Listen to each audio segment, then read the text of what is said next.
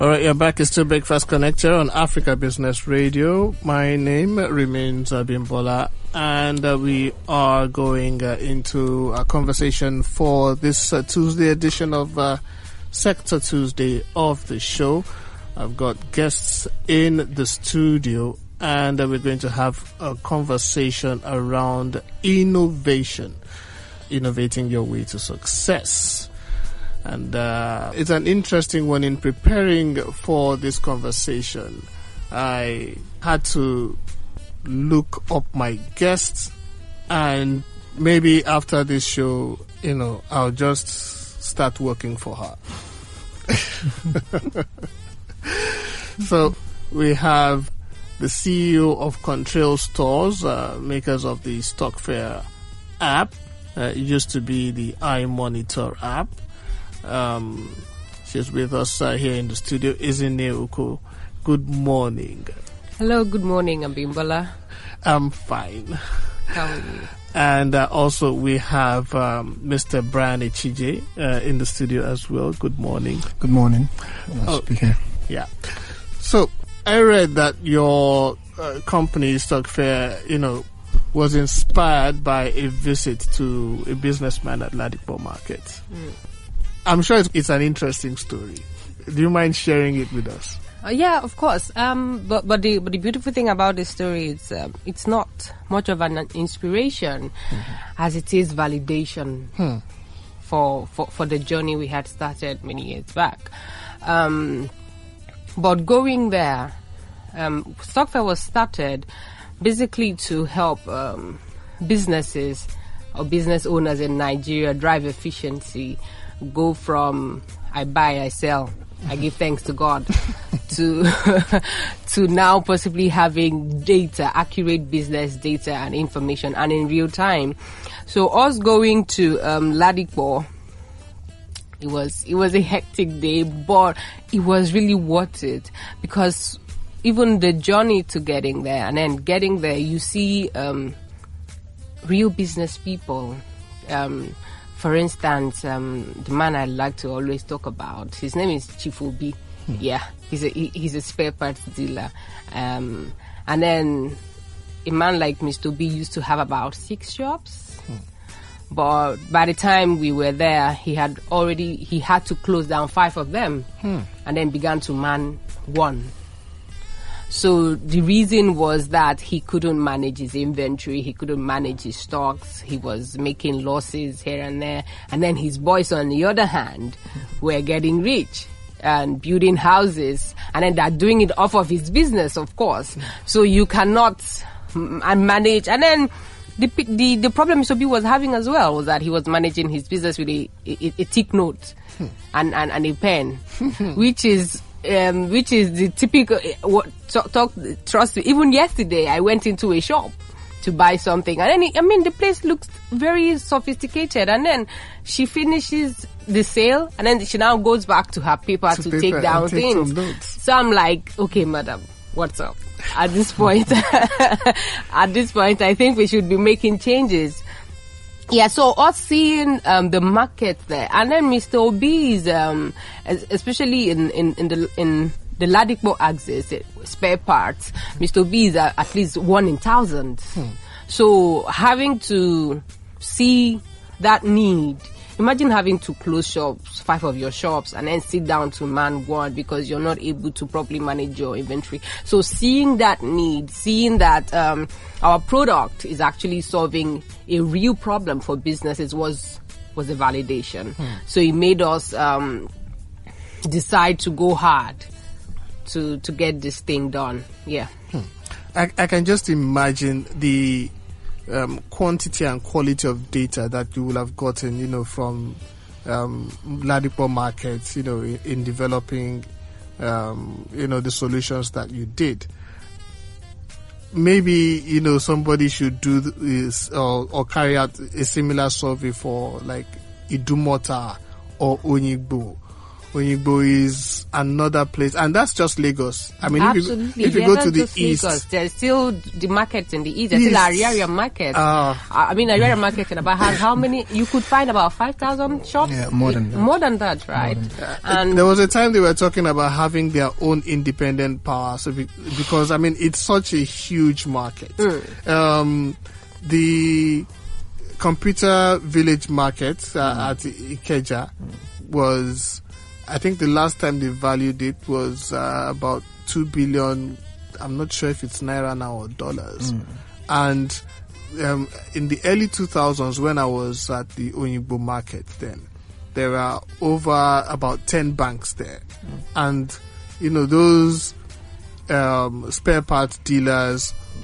Mostly motorcycle parts dealers and full motorcycle sellers used to tell us bankers at that time that you guys are not enough to manage or to service all of us. Yeah. And bankers used to scramble. There was this particular bank client who now has his own branded motorcycle. If I call his name, you know him. Okay. And the joke then used to be that whenever he comes into a particular bank, the bank manager gets under his table, because if he asks for a loan, which he can pay back, the bank cannot, meet that request, even though they know that. And if they don't give him, he might go elsewhere. And if somebody else gives him, you've lost him for life.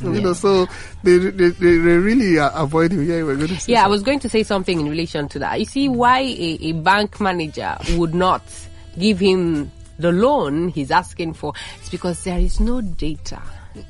There's no business data. It's just all about what they have on paper. And since we're trying to drive a systematic system that has a process, a structured process, you cannot continue to have your stuff on paper and then come into a bank.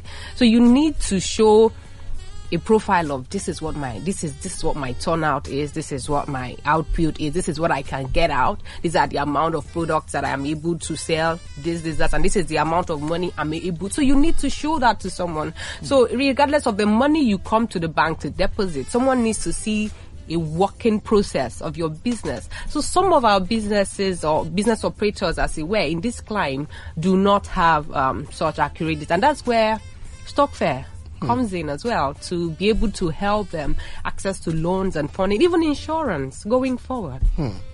Fantastic. Now, what experience do you want future or current clients of Stockfare to take away from engaging with the app or with the company as a whole? I'm going to say something my colleague will possibly smile because we were talking about the vibe. He said not to say it, but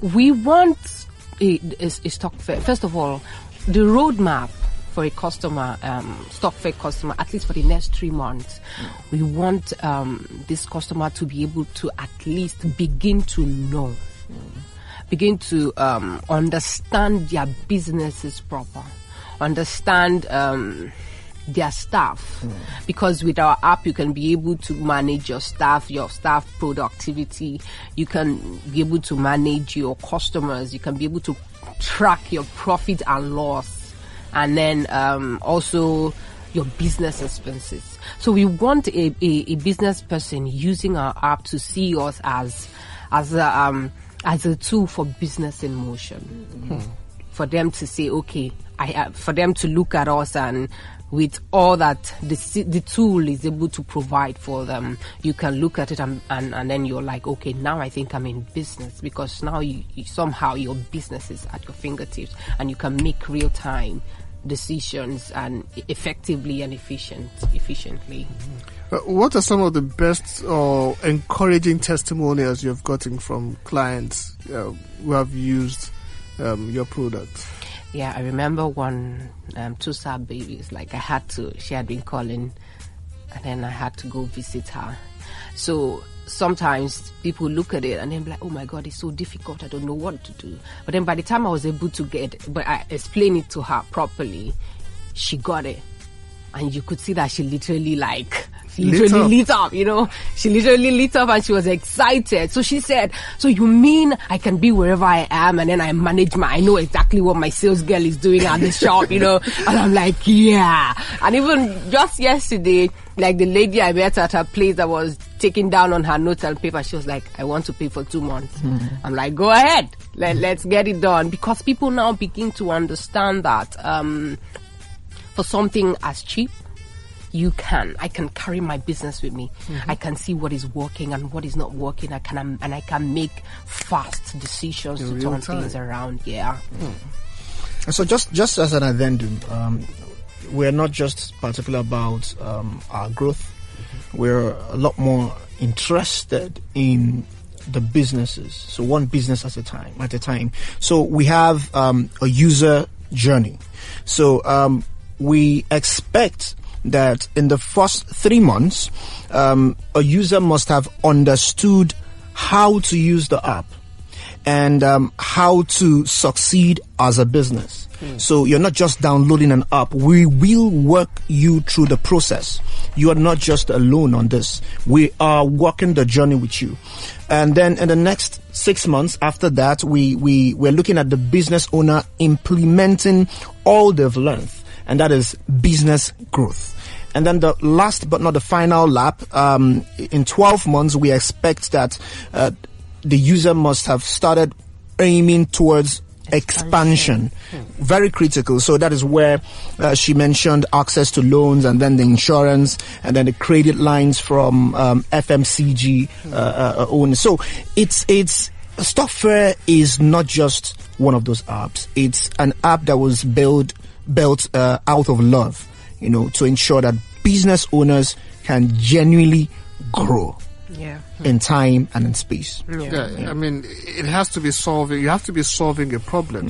And that's more than anything what our community, our economy needs right now. Solutions to a lot of problems, transportation, health, electricity, energy, power. If you solve a problem, people are ready to pay for it. Sure. I recall when in the late 90s, when was it a politician or a minister who said telephones are not for everybody? And there it was going to be expensive if they had cell phones. There was a time when we were making calls per minute. Yes. And then the cell phone providers were telling us we couldn't be charged per second. Yes. But we paid because we got value for what, a lot of businesses grew and a lot of businesses became mobile. Yes. And it solved a lot of problems. So if solving a problem is really, really, really very key. You can't overemphasize it. It's critical to our growth as not just a people, but as a nation. So time has come for Africans to build solutions for Africa. You do not expect someone from the outside who just does a little research and then jumps into the market to solve your problem. You grew up in this environment. You understand the environment a lot better. So nobody can provide a better solution than yourself. You know the terrain and then you know the culture. There's a lot of culture attached to it. Very true. It was just yesterday I was talking, we were having a discussion with someone and we were talking about, the gun culture in the United States. And right up there, in Canada, they have just as many guns, but the culture, is different. Switzerland also, they have guns, but the culture is different. We have mass shootings in the US, and you hardly record any in Switzerland, in Australia, and so it's all about culture. So if you want to build a solution, for that kind of problem, you have to look at the culture. And talking about your app, it's I like the fact that there's a lot of follow, because we download a lot of apps. Yes. And people do app purging on their phone. There are some apps you download that you hardly we do that. Yes. Especially when you have low memory space, and then you begin to, your phone tells you this, you can delete. And you're like, okay. So imagine you have apps. Right. So the thing is this, assuming you have Stockfare on that list, you can't even think about it. That's it. So like she rightly pointed out, it is a business. You having your business in motion. Very critical. Very critical. Now, you won an innovation award for the app in 2018. Then it was called iMonitor. Yes, it was. First, why was there any need to change the name? Was it a business decision, or you just felt Stockfare sounded a little bit better? Okay, where we are going, our direction as a business is to, in the end, be the everything of businesses. So we want to help users going from their suppliers, their products, access to funding, everything, profit and loss, bookkeeping, accounting, and all that. So whatever takes a businessman successfully from the moment I start to the moment I hire to possibly the people I buy my product from to possibly expanding, that is what we want to cover. So basically the everything of business processes and management. So a name like iMonitor app would have possibly been limiting in the scope. So we had to rebrand based on where we were taking the product, where the future of what we're doing. So I think iMonitor app might sound a lot better, but I think Stockfare somehow captures the future of where we're going to. So what additional or futuristic innovations are we to expect from the general group now? Currently we're adding our expenses feature right now, profit and loss. We didn't used to have that. So from the feedback we got from our customers, we're working on that currently. And maybe some other ones that I may not possibly be able to talk about for business. But that's where we are currently, to expand so that at least our customers can not just track inventory, make sales. You can track your tax, your sales tax, track your business expenses, generate your profit and loss analysis on your business. And then going forward, it's not just about maybe getting to the e-commerce space, then connecting buyers to suppliers. Like we are very passionate about the industry in Aba. We were discussing yesterday how that if you ever visited the industry, the shoe line industry in Aba, and you see these people, these producers, they need a ready market.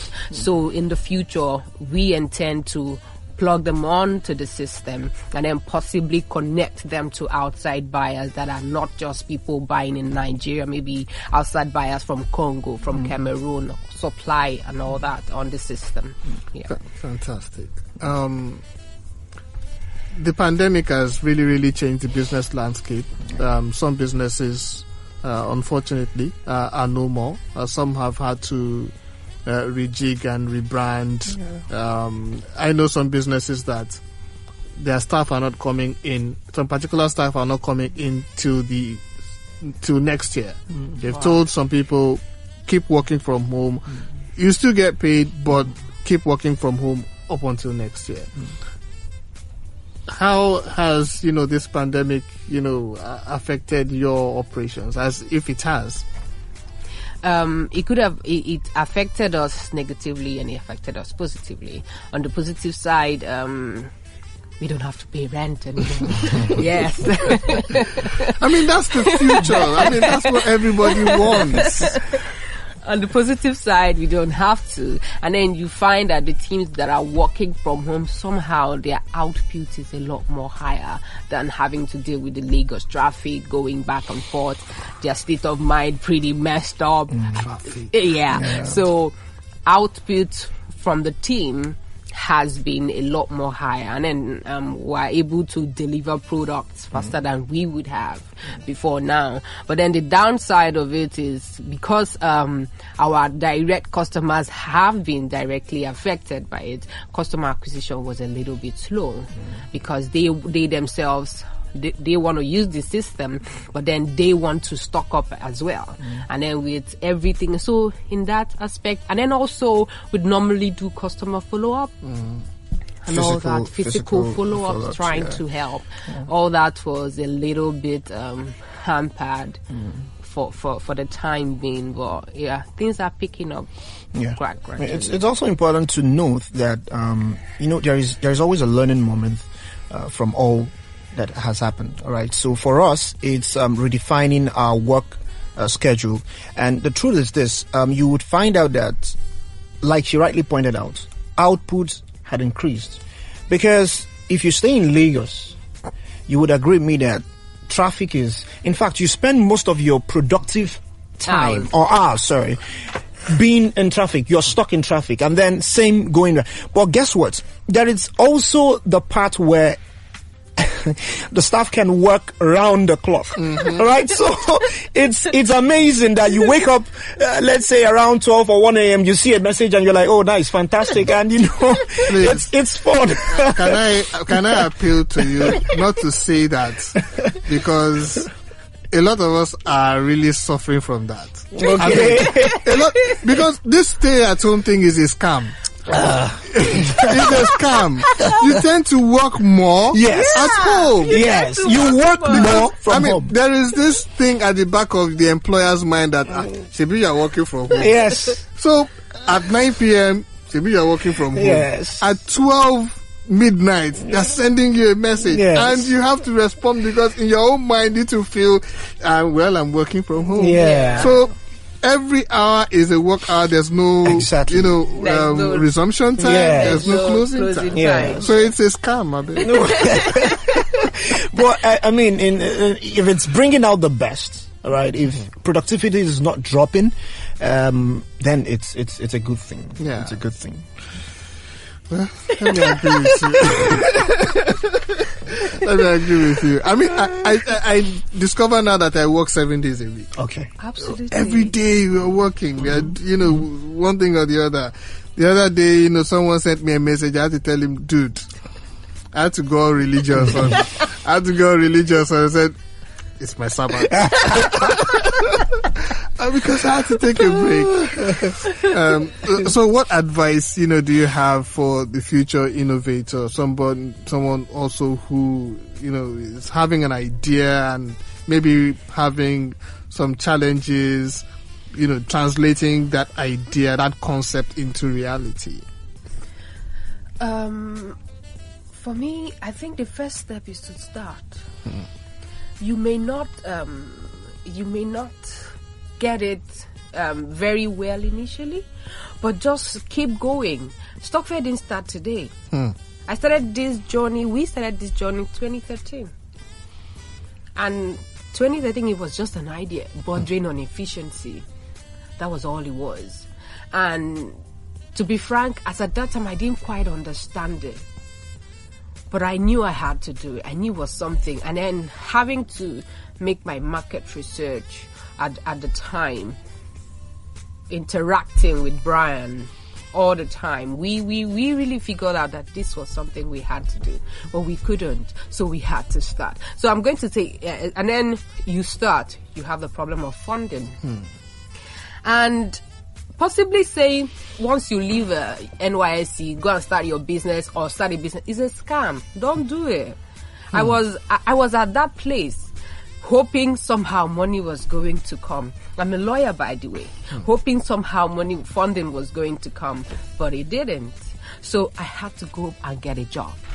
So I got a job and I saved for it. At least I worked for about 9 months. And saved and raised the initial capital to start to build iMonitor App. So when I built iMonitor App, the competition came out. So if all you have is an idea, it's really not going to scale. Put that idea together. You don't have to know it all from day one.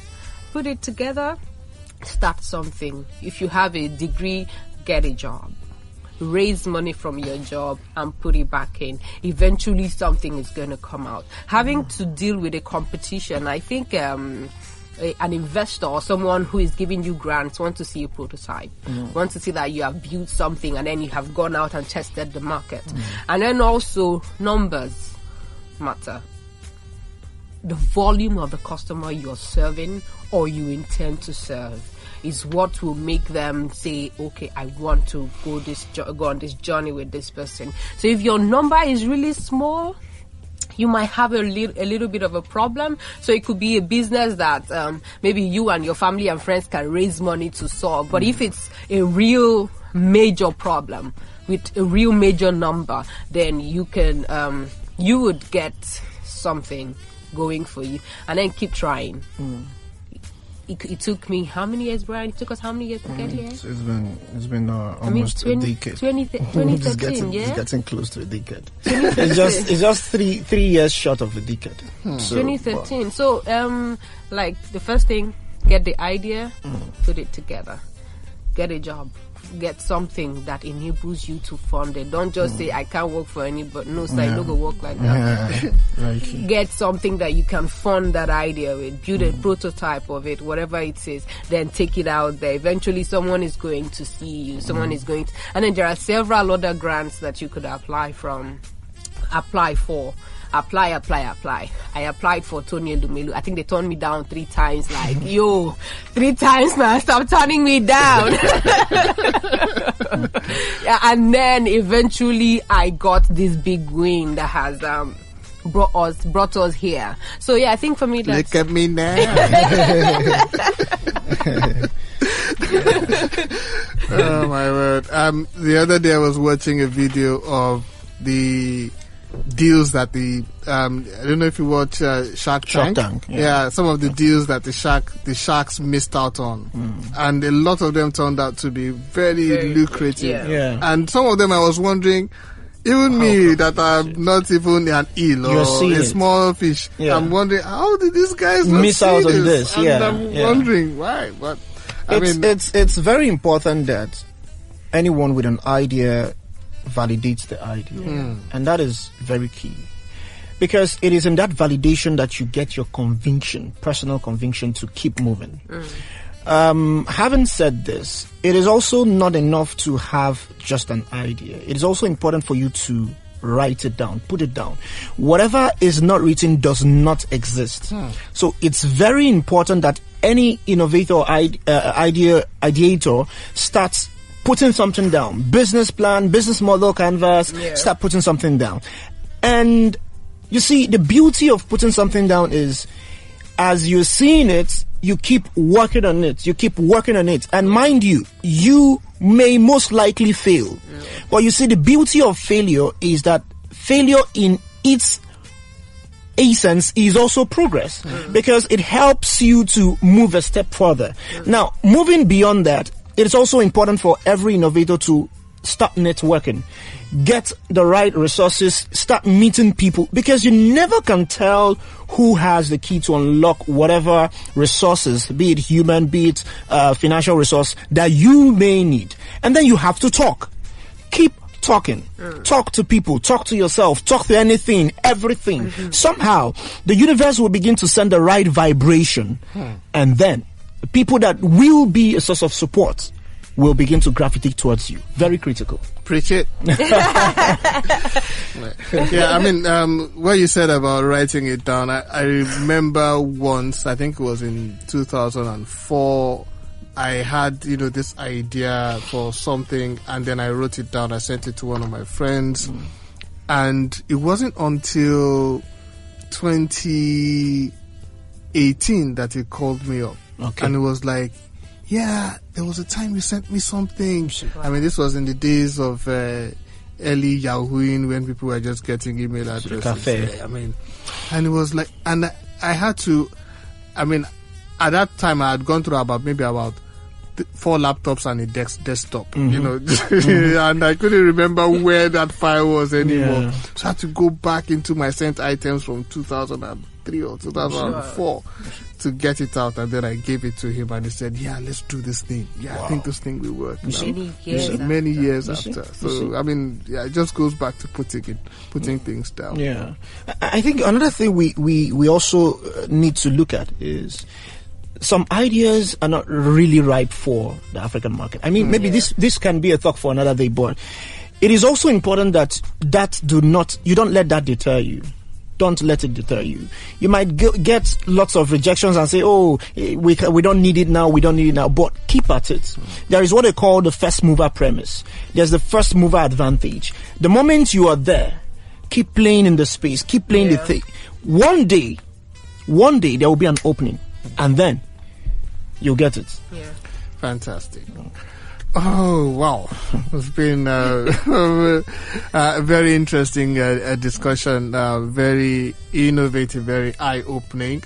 And, there is so much, that we can unpack from this, from anybody listening to this. Yeah. And I can just see this, blowing up in a place like Ariara Market, for example. And, and all the markets that we have. It's something that I'm thinking, why didn't I think of it? Anyway, it goes beyond Ariara Market, but it's just that Ariara is one of too many, right? So there is Onisha, there is Kanu.